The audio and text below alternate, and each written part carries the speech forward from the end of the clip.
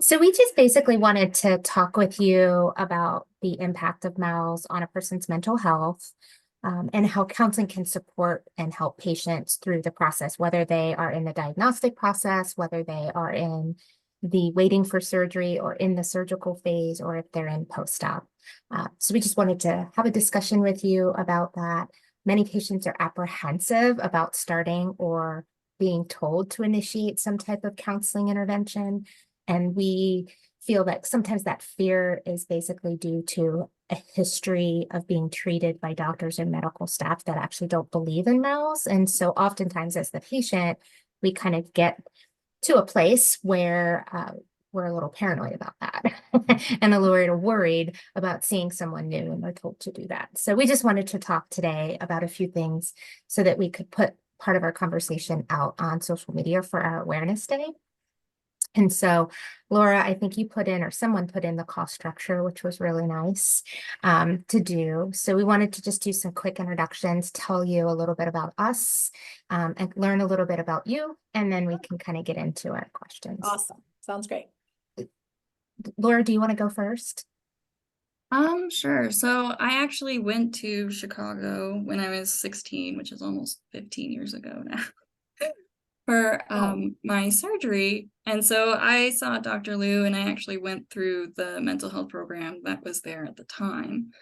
And my mom and I were definitely not thrilled when we got told that we would have to see a psychologist for surgery, because unfortunately I had been through kind of the gauntlet of having to go to psychology to prove I'm not crazy to get treatment. And so this is definitely like a close to my heart kind of dynamic, because it's like I get when people are like, I don't want to do that. Like, I don't want to have to go through that. And I want people to know that it's like, it doesn't have to be this like traumatic process. Like, there are actually good reasons to go and to get this done. So. And Laura, what do you want to tell us a little bit about your position in the board? Oh, yeah, I guess I could do that. I'm the public relations coordinator, so I'm the one that does our social media and like website, and kind of just the engagement with our community is kind of my focal point. That's awesome. Yeah, and Laura is a multiple compression patient as well, so more than us. Yeah. I have all the fun things. Lots going on. And I'm Robin, and I am the new president for the foundation. And we've all been on the board since its initiation a few years back. I'm a patient as well. I had my surgery with Dr. Kenneth Cherry at UVA in Virginia. And I've continued to have my care there in Virginia since then. I've had a couple of open surgeries, a couple of stents, a couple of angioplasties with different stuff. And we are still moving forward, which is good. Professionally, I am a clinical social worker for a school system. I am the supervisor of mental health for our school district. So I oversee all of the mental health support and services for our K through 12 system here in Maryland. So obviously mental health is important, not just personally, but also professionally. So that's where I sit. And tell us a little bit about you. Yeah, so my name is Tina Drossos. I am a clinical health psychologist, mostly pediatric trained, although I do lifespan work. So I work mostly with patients who have comorbid physical health and mental health concerns. So I work a lot in hematology oncology. I work a lot with endocrinology, so a lot of patients with diabetes. And then the other area that I work is mouths. So I see all the patients who come through the mouths program for their psych evals. And I've been here at the University of Chicago for 17 and a half years. So kind of a long time.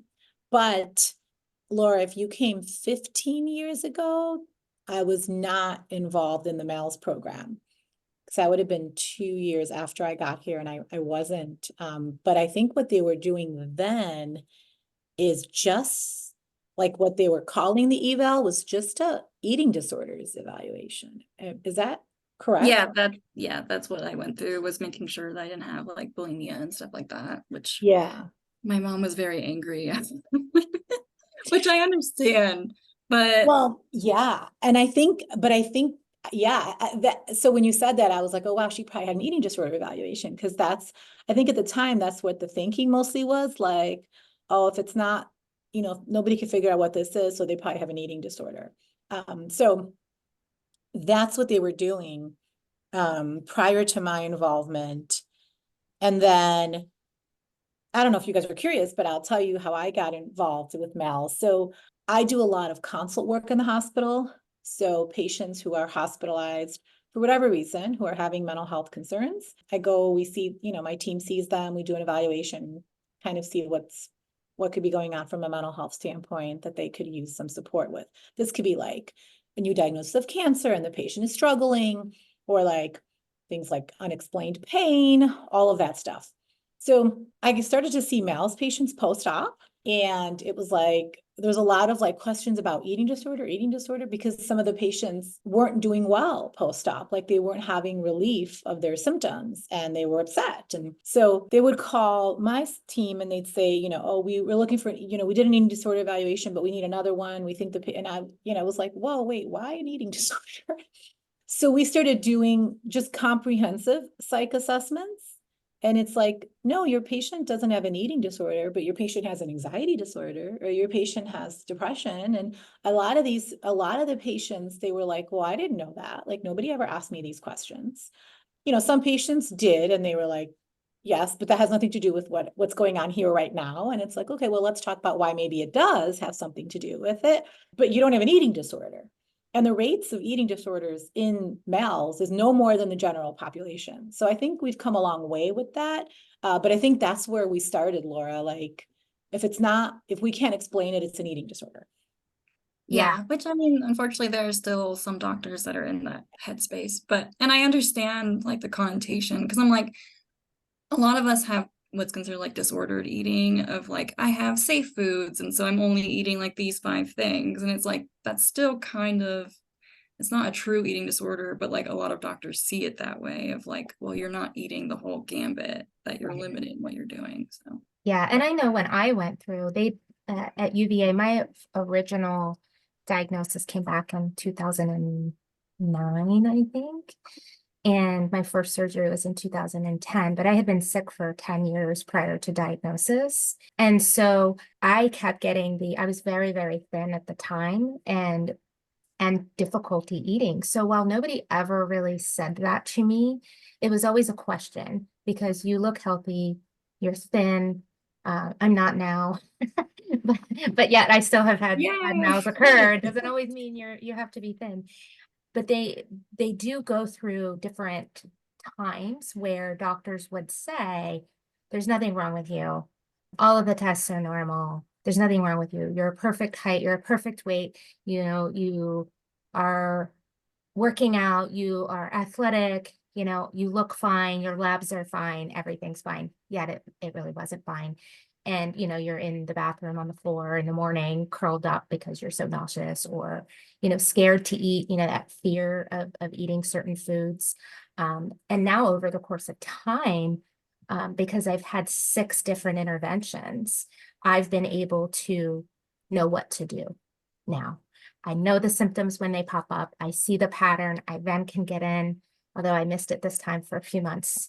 But, when you see that pattern reoccurring, your brain automatically goes to, okay, I know what my safe foods are. I know I need to eliminate X, Y, and Z. I need to reduce my protein. I need to reduce my fiber. I need to reduce all the vegetables and things that are hard to digest, and just get something in my system that's easy to digest, because that's what I can tolerate. Right. And so I think we have come a long way, but we definitely still see it. So Laura and I are on the board for the National Foundation, but we also run an online international support group for males. And so we have over 8,000 members across the world. And whether they are patients going through the diagnostic process, people who are diagnosed, or people who are post-op and have stuck around or are still part of the group, or they're a caregiver of someone who has MALS, we definitely have seen a lot of patterns that continue, especially around mental health, eating, etc. And I know for me, one of the big triggers that I see is I do think people can have comorbid conditions of anxiety and depression and other things. I think sometimes those things are initiated because of the psychosocial impact that mouse can have on you and your life, which kind of leads us into some of the questions that we want to talk about is how do those two worlds kind of merge together, and what can we do to help support patients and help get them the best well-rounded care to have the best outcome possible? And I think our first question is, how do you approach building rapport with clients who have these rare medical conditions like mouse, considering the potential impact on their mental health? Like I said, I thought out my questions so we could be more efficient, so I don't take up too much of your time. So I'll read some things. I might ad lib some things too. So I think that's a really important part of our entire interview in our program is making sure that we are establishing and building genuine rapport with our patients. Most of the patients that we see, by the time they get to our program, they have seen multiple specialists, they have undergone multiple procedures, taken multiple medications, and sometimes they come to us pretty disheartened and pretty hopeless. And this can often take a toll on your mental health, like what you just said, Robin. It's like you've been not believed or been told, do this, try this, A, B, C, D, and nothing's working.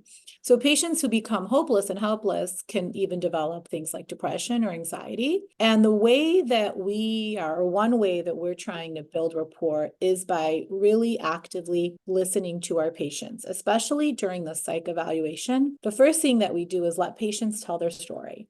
Of course, we have questions and things that need to be answered, but the most important part, I think, in helping patients build rapport is creating a safe and comfortable space where patients are able to share their story, what they've been through without judgment, without interruption. We try to create an empowering environment for our patients since we know that they have typically undergone so much just to even get to us or by the time they get to us. But I think this is really important and a really great questions, because we want to make sure that patients feel like their treatment team, like that we are listening to them and where they are coming from. Of course, as their providers, we can't ever, because we have not gone through the experience. So I'm not Robin, I'm not Laura, I'm not the patient that I'm seeing tomorrow morning. Like, I have not gone through your experience. So for me to say, I know what you're going through, I know what you're feeling. No, I don't. Because I don't have that lived experience, but we can create an empathic environment and show that we genuinely, truly care for our patients and their well-being. And I think creating that safe and open space and open lines of communication helps patients to feel like, okay, maybe this time these providers really care about me. They're listening to me. They're asking me questions. They're acknowledging my concerns. They're acknowledging my frustrations. And that's how we try to build rapport. Our next question is, why do you believe counseling plays a crucial role in supporting individuals with rare medical conditions beyond the medical aspects of their care? Okay, so we know that individuals with medical conditions experience higher rates of mental health problems, and that we have research and evidence to support. And this is especially true for rare conditions, and conditions like MALS. Those with rare medical conditions often get delayed at being diagnosed. And so they're suffering for a much longer time. They spend a lot of time seeing different medical providers, undergoing different procedures, until finally a provider is able to recognize the medical condition that the patient is experiencing. That journey takes a real toll on an individual's mental health. Sometimes individuals are not believed by providers, since the providers can't understand the symptoms or can't fit them into a particular diagnostic category. Then it must be something that the patient is making up, or something it's in the patient's head, is what a lot of times the patients tell us. And sometimes providers can make assumptions about patients. For example, patients might be feigning their symptoms, or they're psychosomatic in nature, not coming from some organic cause. So patients who are living with rare medical conditions can also feel very isolated. This isolation can sometimes lead to depression or anxiety. Due to these elevated rates, it's very important that patients who are experiencing comorbid rare medical conditions and psychological concerns receive appropriate interventions for both, for their medical condition and for their mental health. The mind-body connection is extremely strong. We know that one's mental health affects their physical health and vice versa. So it's not just enough to manage only the physical health, but the mental health piece is equally as important if patients want the best post-surgical outcomes. How do you balance addressing the psychological aspects of a client's condition while respecting and understanding the medical complexities involved? Okay, so I hope and I think that the way that our MALS program is set up is really shows that we balance the psychological needs of a patient and of course the medical needs of each patient. We have an interdisciplinary team of providers, some of whom address the medical needs of the patients and some of whom address the psychological aspects. So there's both addressing the needs on this one team. We hope that this interdisciplinary approach to helping patients with MALS really shows that we care not only about the psychological aspects, but also, of course, about the medical aspects, and we care about those things equally. When we meet with patients, especially for the psychological interview piece, we start with patients' medical needs first. We ask patients for a comprehensive medical history. We have them outline their medical journey so that we, as the psychological providers, can really understand what each patient has been through and what they are presenting with from a medical standpoint. Then we also ask about their mental health, of course, and any questions and concerns.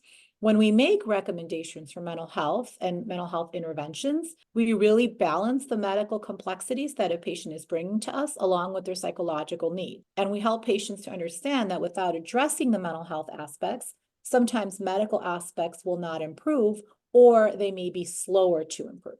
Now, the next question. Please describe the challenges patients have when living with MALS or other rare chronic illnesses. So there are many challenges for patients living with MALS or other rare medical conditions. I would say some of the primary challenges are feeling isolated and alone with their conditions. Individuals with MALS or again, any other rare medical conditions might feel isolated because it's difficult to find many other individuals who are experiencing the same condition with the same symptoms. This isolation can be very difficult. Also, those with chronic health conditions sometimes find it very difficult to just go through the day-to-day life, especially patients with MALS because of the chronic pain feeling, but also because of the difficulty and the postprandial pain, so they can't eat. A lot of the social aspects of our world is about eating. Yeah. And so again, you're feeling isolated, you feel like I want to go out with my peer group, but of course, food is involved. And how do I explain once again that I can't eat, even though I look like I can eat?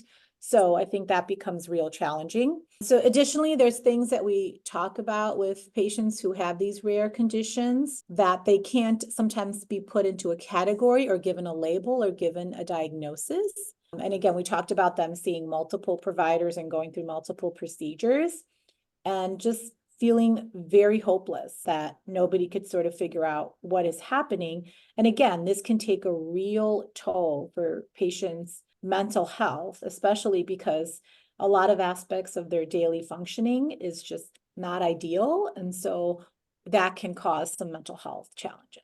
Yeah, and I think too that mental health, the word mental health has a lot of stigma still attached to it, even though we've come such a long way in society. I think it's a lot better than was 10 years ago, 20 years ago. But that stigma really does interfere with people and they're thinking that there's something wrong with them. So it almost like cascades kind of the natural things that other people are telling them is going on, and seeking that care that something else is now wrong with me can be really difficult. But we all have mental health.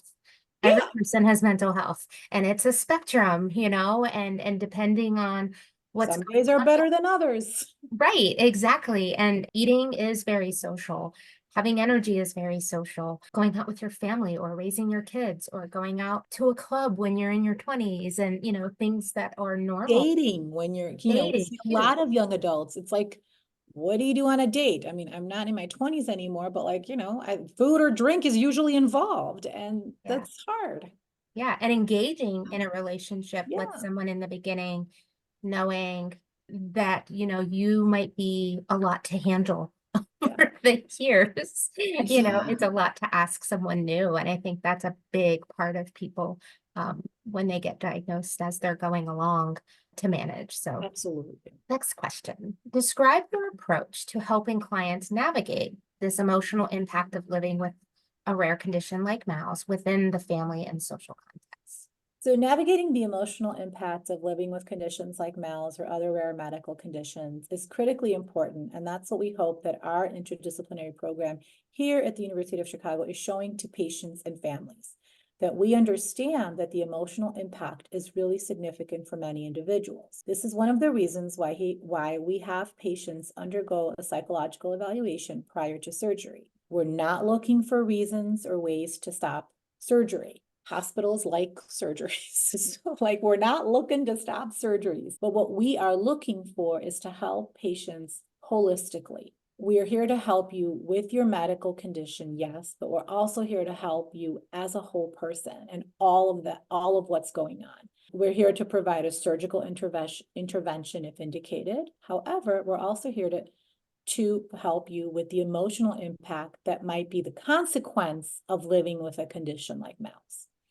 We don't want to ignore that, so we help families and patients understand that managing the emotional impact is going to be really important for post-surgical outcomes. And that if patients do not manage their mental health, we do have actually some research supporting this, that post-surgical outcomes will not be as optimal if you have not addressed your mental health needs. So what we do is we help connect patients with referring providers, and we help connect them with providers who understand that intersection between chronic health conditions, chronic pain, and the impact on mental health, so that they're better able to support patients and families.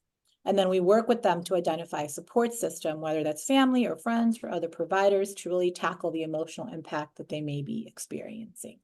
You know, one thing that brings me to thinking about is one complication that patients have post-operatively, and I know this isn't on our list, but your answer just sort of made me think about this, is that post-op period that a lot of patients are not fully informed when they have a surgeon who says we're going to do surgery, and surgical healing is 6 to 8 weeks. That's not true. You may have some initial actual surgical healing, but to recover from the symptoms of MALS, it's anywhere from 6 months to a year, depending on the type of surgery that you have, depending on your comorbid conditions, and lots of other factors. And so I think a lot of patients, when they first have surgery, they feel worse. Most everybody feels worse after surgery for a period of time. Surgery, yeah. And then they worry that something didn't happen, that the surgery didn't go well, that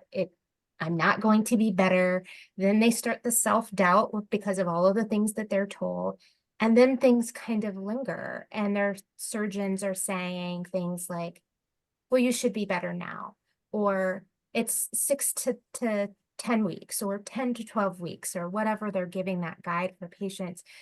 But we really want those honest conversations about, yes, that original surgical, the cut, the marks, that kind of stuff may improve shortly, but to return to a normalized eating habit, to regain your strength and participate in social activities, to fully heal from the weird other pains that you get post-operatively from things moving around and shifting and body function starting to work again.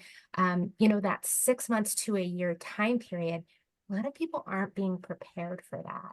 And so, I really see that as a place where having that support for mental health is valuable, because we can have those real conversations that this is normal. Yeah. That, you're at 3 months or 4 months or 5 months and you're not where you thought you would be, but this is normal. So that's interesting. I didn't write any of this down because I didn't, this wasn't a question, but so we ran some focus groups a few years ago, just to get a sense from patients who went through our program. What works, what doesn't work, how could we do better? And that definitely came up, the idea of, I didn't realize the so very many different things that could go wrong. And so when it did, I felt like this didn't work, it's over. Like, what did I do? Why did I do all the things that I did?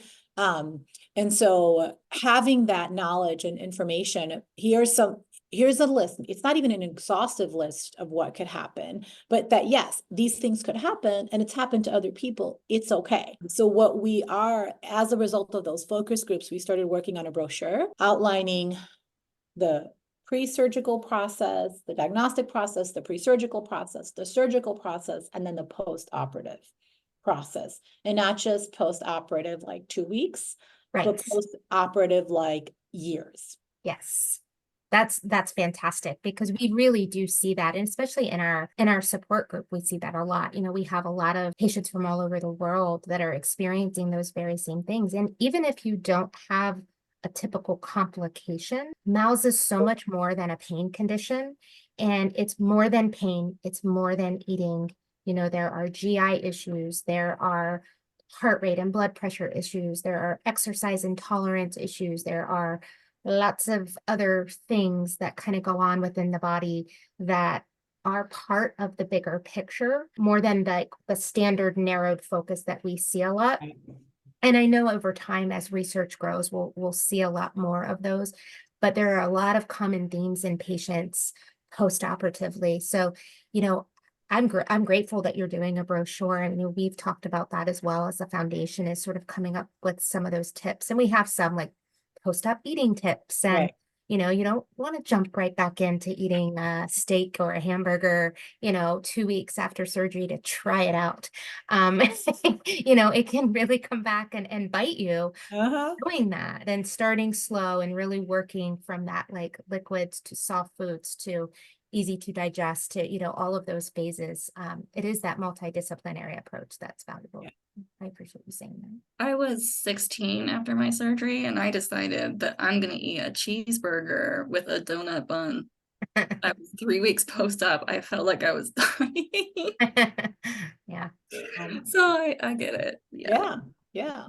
Yeah. I know my surgeon, he afterwards, you know, you have a lot of sometimes through GI issues can stick around and or change, and mine sort of changed. And he was like, look, we're not putting anything in there. We're going to let your body figure this out. And he goes, we're going to give it 3 months. Give me 3 months. This is normal. We see this.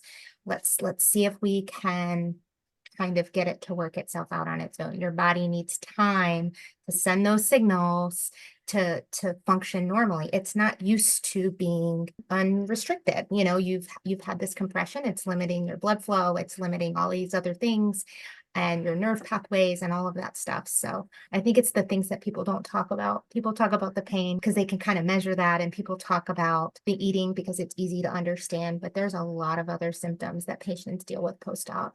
And it's hard to put it into words, I think, for a lot of like, what does that feel like? I don't know. Like I can't explain it, right? Yes. So How do you handle situations where clients with rare medical conditions like MALS may be dealing with issues of isolation or feeling misunderstood by others in their social circles? So many patients who come for our evaluation really talk about feeling isolated and feeling misunderstood by peers or even family. A lot of our patients talk about, you know, my family was there for me at first, but now, you know, they don't get it. So they've kind of jumped ship a little bit. The first thing that we do is we provide a lot of empathy and active listening. We want patients to understand that even though we may not have personally understand exactly how they're feeling or what they're going through, we are empathizing with them and we are hearing them and their struggles. Depending on how much patients are struggling, we may offer some strategies to help them improve social support and decrease feelings of isolation.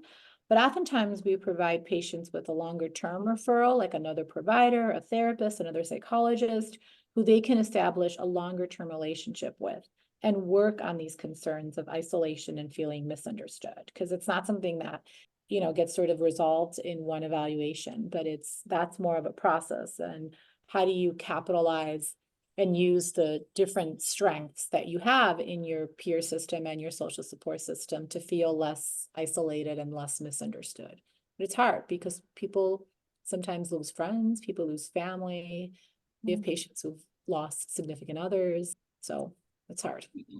And I think a lot of, whether it's friends or family or partners, I think it takes a toll on them as well. caring for someone who has a chronic illness. And like, if it's your friend, it takes a really strong friend to stick in there when you're constantly having to turn down invitations to do things.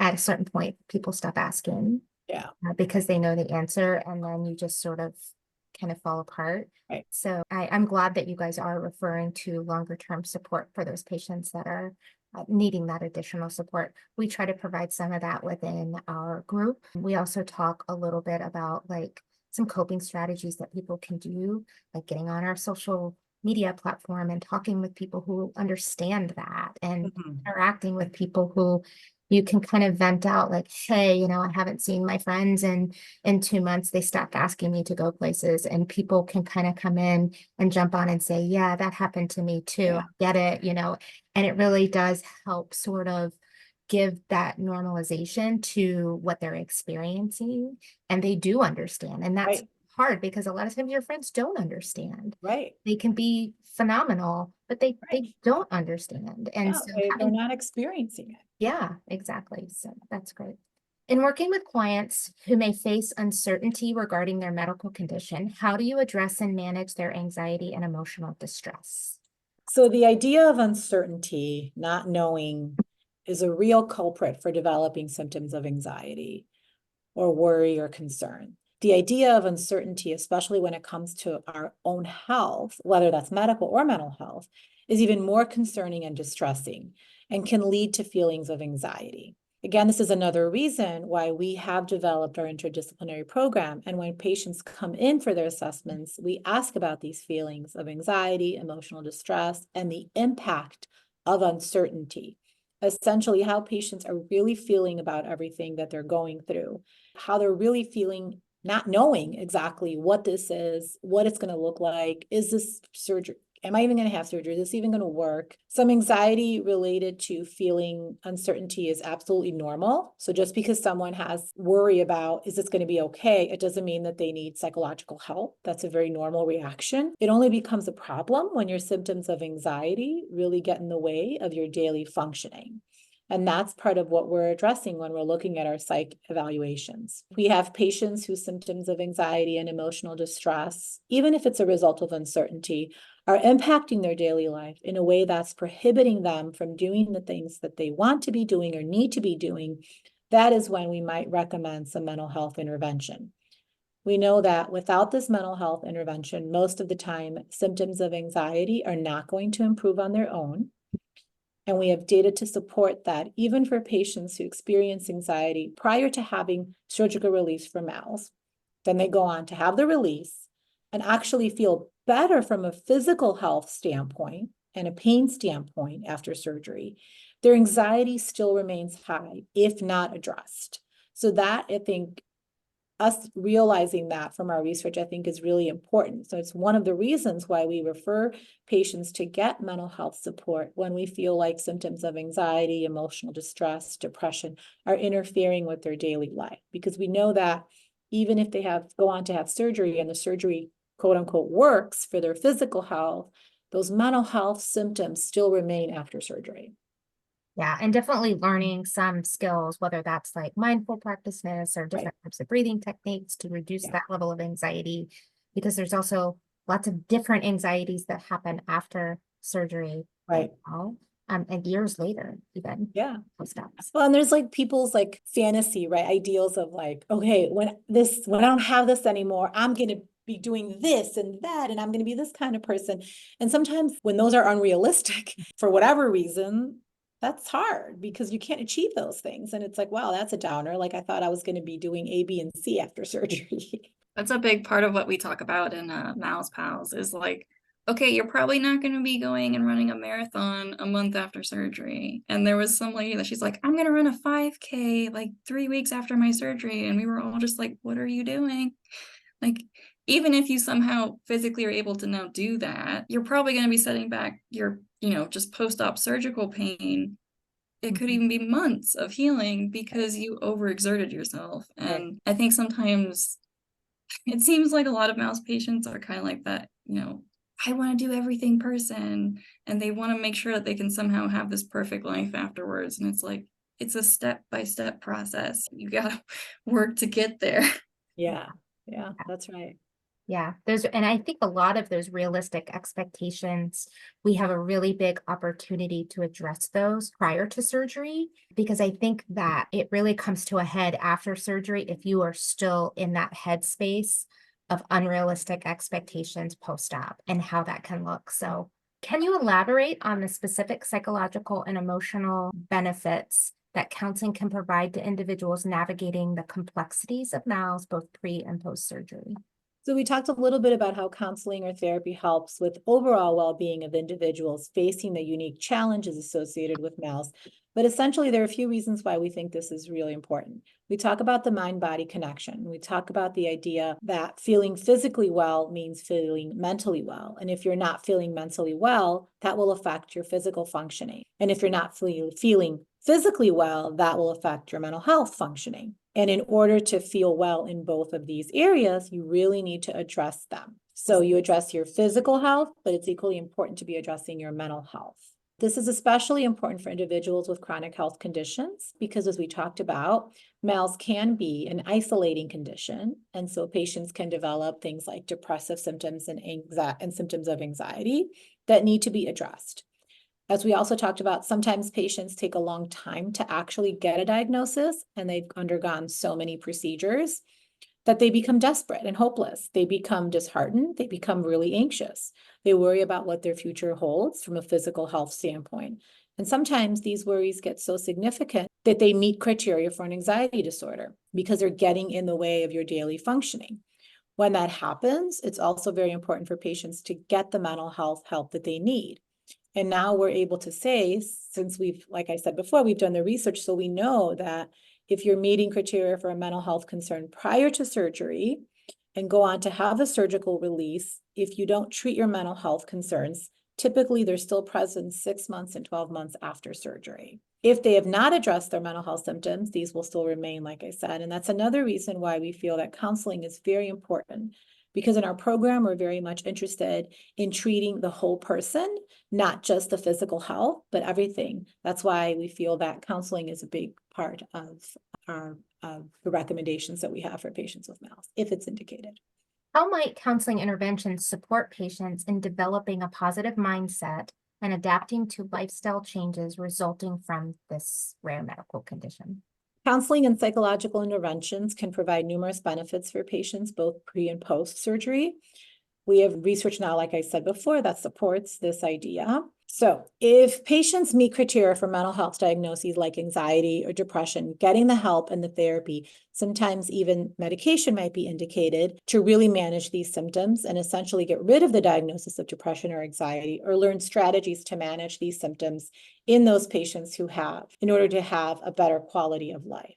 How can surgeons approach patients about counseling options without the patient feeling the surgeon doesn't believe them or that the pain and symptoms are in their head? So this is a really important question. A lot of patients come to us with this complaint that other providers think that patients are faking their symptoms or their symptoms are quote unquote in their heads. I think like any other provider, surgical providers should be taking the time to really understand patients' medical symptoms.